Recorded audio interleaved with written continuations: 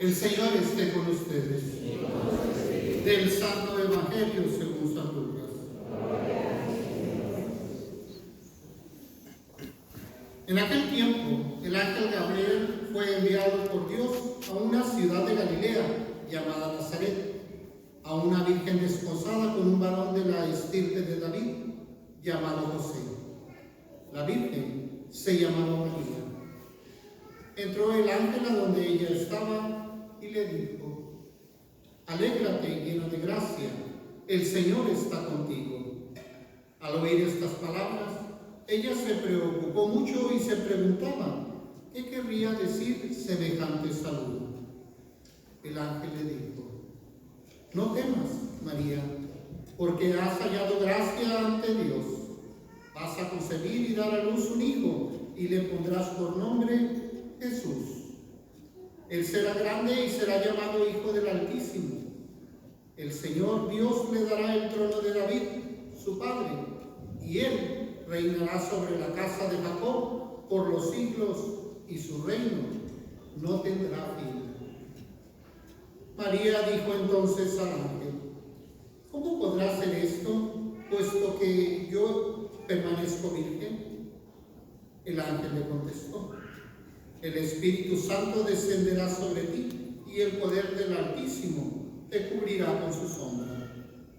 Por eso, el santo que va a nacer de ti será llamado Hijo de Dios.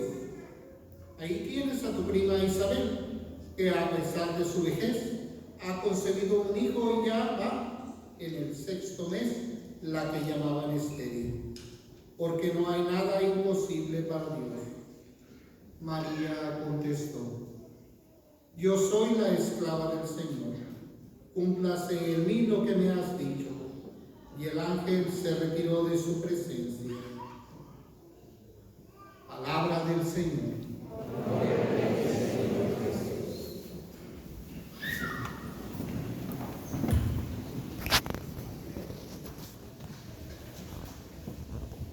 Dios crea al ser humano como el culmen de su obra creadora. Crea a nuestros primeros padres, Adán y a Eva, una pareja, un hombre y una mujer. Los pone en un jardín en el paraíso para que ellos señoreen, para que sean los que se reproduzcan y llenen ese jardín. Dios les da a nuestros primeros padres el primer mandamiento, ¿sí? Reproducirse.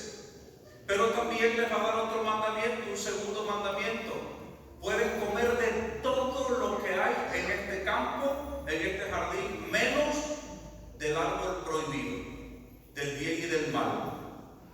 Y nuestros primeros padres no lograron cumplir ese voto de confianza, desobedecen al mandamiento que Dios les había dado, sucumben ante la tentación que les presenta la serpiente, ¿verdad? Sucumben.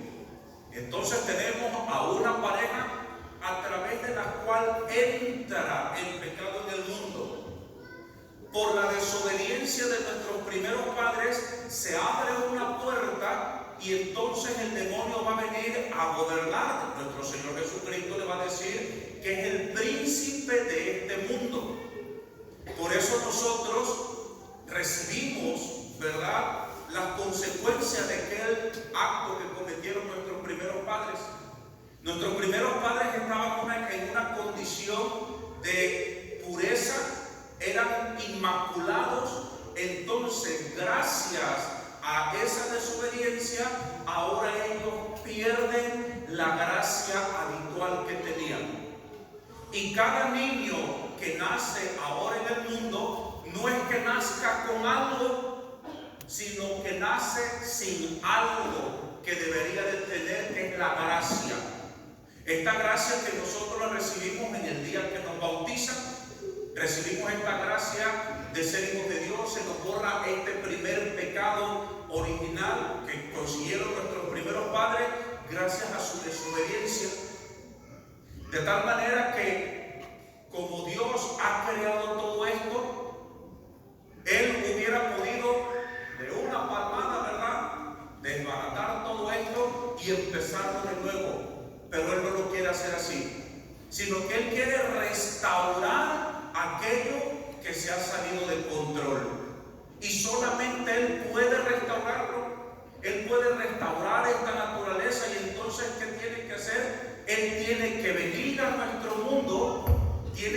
encarnarse para restablecer ese estado que se había perdido. Y entonces vamos a ver en el Génesis el protoevangelio. ¿Sí? Ayer se los decía, la mujer, pondré enemistad entre ti y la mujer, entre tu descendiente y los de ella. Y va avanzando la historia de la salvación, y va a llegar el profeta Isaías, que va a profetizar y dice: he aquí la señal, una virgen concebirá. En aquellos tiempos pues no era muy difícil, ¿verdad? La mayoría permanecía en un estado de virginidad hasta el matrimonio, no como ahora. Ahora primero se conocen, se prueban, se tiran a la basura, dicen que son novios pero viven juntos. Pues eso antes no existía. De tal manera que decir que una virgen concebirá, pues no es una señal cuando todo el mundo permanece en un estado de virginidad y concibe. Pero dice el profeta Isaías que esa virgen que concibe es la misma virgen que pare. Ahí sí ya está la diferencia, ¿cierto? Porque una mujer embarazada no puede estar virgen, ¿o sí? O no, ya no. Pero esta es la señal, que la que va a parir es virgen. Esto es un prodigio, esa va a ser la señal, que la madre del Redentor va a ser una mujer virgen. Esa va a ser la señal, que Dios la preserva. Entonces vamos a ver las diferentes figuras que hay en el Antiguo Testamento. En una ocasión está Moisés ante la presencia de Dios, que se le manifiesta en un arbusto que ardía sin consumirse. Y lo primero que le dice Dios a Moisés cuando está en su presencia, ¿qué es? Quítate las sandalias, tú no puedes estar pisando aquí con los zapatos puestos. Era una forma de corromper. Los santos se respetaban. Entonces Moisés, quítate las sandalias. ¿Ante qué estaba Moisés? Ante el resplandor, la sombra que hacía este resplandor de la lumbre que ardía de la presencia de Dios. Y Moisés tiene que retroceder ante lo sagrado y se quita las sandalias. Va a seguir la historia y va a haber un momento donde Dios va a dar su ley. Esa ley que va a estar escrita en piedras. Y entonces Dios le va a decir también: tienes que hacer un arca. Y el Señor da exactamente las medidas de esta arca. Lo de largo, lo de ancho y todo esto tiene que estar revestida de oro. Tiene que ser un arca preciosa. ¿Por qué esta arca debe tener todas estas cualidades? Porque es el arca donde Dios se va a posar. Y esta arca nadie la puede tocar. Esto es interesante. De tal manera que Dios le va a decir: ponle unos anillos en el arca, de tal manera que atraviesen unas varas, y los sacerdotes, que eran los únicos que la podían transportar, no la toquen. ¿Qué tocaban los sacerdotes? La vara, que también estaban revestidas de oro. El arca nadie la podía tocar, era algo sacratísimo. Un día el arca iba en camino y de pronto la iban transportando en una carreta, y dice la palabra de Dios que una piedra de la carreta, ¿verdad?, hace que el arca se vaya a caer. Y iba ahí un hombre que iba caminando al pie de la carreta, y para que el arca no se cayera, se le ocurre tocarla para detenerla. ¿Y qué le pasa a este hombre? Cae muerto. Nadie podía tocar el arca porque era algo sacratísimo. ¿Y qué contenía el arca? La ley de Dios. Pero sobre esa arca descendía la presencia de Dios. Seguimos con la historia. Llegada la plenitud de los tiempos. ¿Qué quiere decir la plenitud de los tiempos? Está ya todo preparado para que se encarne el Señor. ¿Y cuál es la señal de la plenitud de los tiempos? Ya está aquella que va a ser la madre del Redentor. Así como Dios mandó hacer con específicos detalles el arca de la alianza, con los mismos detalles Dios crea a su propia madre. Esto solamente lo puede hacer Dios. Yo no preparé a mi mamá, yo no diseñé a mi mamá, pues a mí me tocó de modo, ¿verdad? Si nuestra mamá fue buena, la hicimos. Si nuestra mamá no fue tan buena, pues ni modo, nosotros no la pudimos escoger. Pero si ustedes hubieran podido diseñar a su propia madre, ¿cómo la habrían hecho? ¿Cómo la habrían diseñado ustedes? ¿Como cualquier cosa? No, ¿verdad? Oh, no, tendría que ser una madre ejemplar, dulce, tierna, educada, ¿sí o no? Amable. Pues Dios, que es el único que puede hacer esto, Él diseña a su propia madre, la protege, la predestina en el primer instante de su glorioso ser natural, como lo vamos a ver mañana en la homilia de mañana, si amanecemos vivos, ¿verdad? El Señor dice el dogma de la Inmaculada que preserva a nuestra Madre Santísima desde el primer instante de su ser natural, la preserva del pecado. ¿Por qué? Porque va a ser la Madre de Cristo. Y esa es la señal. Llegada la plenitud de los tiempos, va a decir la palabra de Dios, Dios envía a su Hijo. Y nace de las purísimas entrañas de una virgen que lo recibe como virgen, que lo mantiene como virgen y que lo pare siendo virgen. De tal manera que todo lo que es de Dios Él lo preserva, lo cuida. Cuando nuestro Señor Jesucristo va a entrar gloriosamente en Jerusalén, le dice a sus amigos: vayan, se van a encontrar un hombre que lleva un jarro, díganle dónde voy a preparar la cena. Él les dirá, y entonces van a encontrar a un burrito. Este burrito tenía una particularidad, ¿se acuerdan? ¿Cuál es la particularidad de ese burrito? Nadie lo había montado. Nadie puede tocar lo que es de Dios. Está reservado, está consagrado para el Señor. Cuando muere nuestro Señor Jesucristo, lo depositan en un sepulcro que también tiene una particularidad. ¿Cuál es? Nadie había sido enterrado ahí. Y nadie fue enterrado después de nuestro Señor Jesucristo. De tal manera que Dios preserva, perfecciona, adorna con toda clase de virtudes a la que va a ser su madre y que será madre nuestra, la Santísima Virgen María. Y en México, nuestra Madre Santísima de Guadalupe confirma ese dogma. Yo soy la siempre Virgen María, Madre del verdaderísimo Dios por quien todos vivimos. De hecho, nosotros los mexicanos somos los únicos que tenemos en el rezo del Santo Rosario esa partecita donde recordamos de forma muy especial: Dios te salve María Santísima, hija de Dios Padre, Virgen purísima y castísima antes del parto. Dios te salve María Santísima, Madre de Dios Hijo, Virgen purísima y castísima en el parto. Dios te salve María Santísima, esposa de Dios Espíritu Santo, Virgen purísima y castísima después del parto. Dios nace de una mujer virgen. Nuestros hermanitos separados dicen que la Virgen fue como un frasco de mermelada. ¿Así? Es que Dios lo utilizó. Dios lo utilizó y le pasó lo utilizó para envasar al muchacho, pero cuando nació ya listo, María no fue nada. Oye, si a uno lo utilizan, ¿cómo se siente uno? ¿Verdad que se siente uno mal?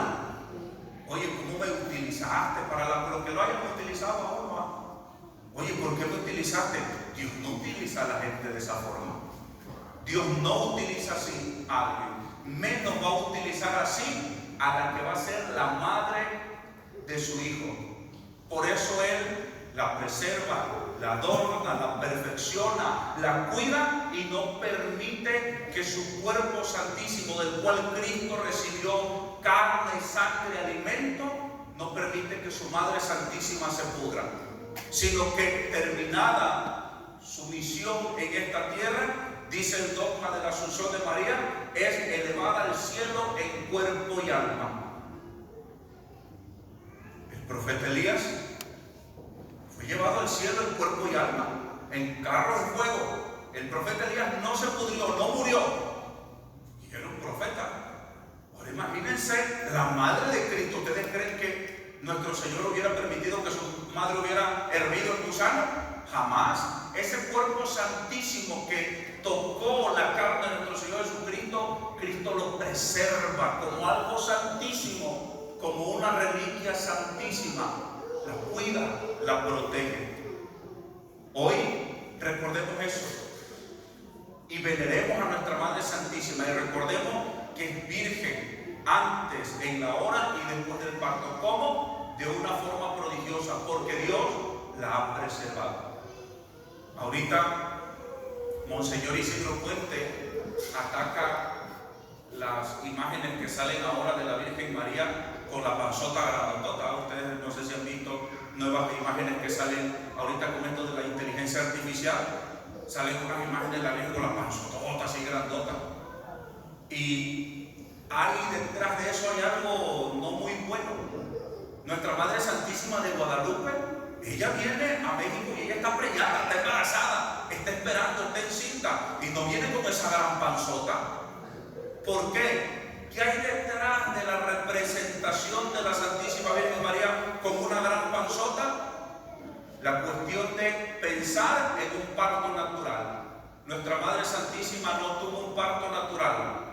Así como nuestro Señor Jesucristo de forma milagrosa fue puesto en el vientre santísimo de nuestra Madre, de esa misma forma, en el momento que el niño estaba listo, Dios permite que nazca.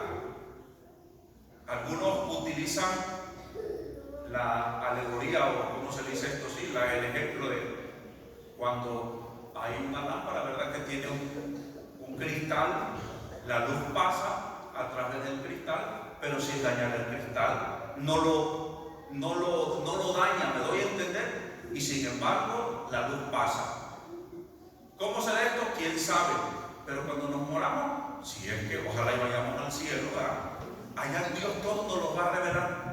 Todos esos misterios que nosotros hoy día no podemos entender serán revelados cuando lleguemos al cielo. Por eso si ahorita ustedes tienen muchas preguntas, padre, es que a mí me gustaría, no, ni yo tampoco tengo esa respuesta. Yo también estoy esperando el día de la muerte para decir, tengo una lista que le voy a dar al Señor de todas mis dudas, que ni los teólogos pueden decir hoy día. Ante el misterio, la inmensidad de Dios, ¿qué es lo que tiene que hacer el cristiano? Ponerse de rodillas. Ponerse de rodillas. Un problema de hoy día, una enfermedad en la iglesia, dice el Papa Benedicto, incluso de una liturgia que ya no conoce de arrodillarse. Ya no nos queremos arrodillar. Y ante el misterio tenemos que estar de rodillas. Caer de rodillas en humildad, en admiración por todos los prodigios maravillosos que Dios hace en sus criaturas.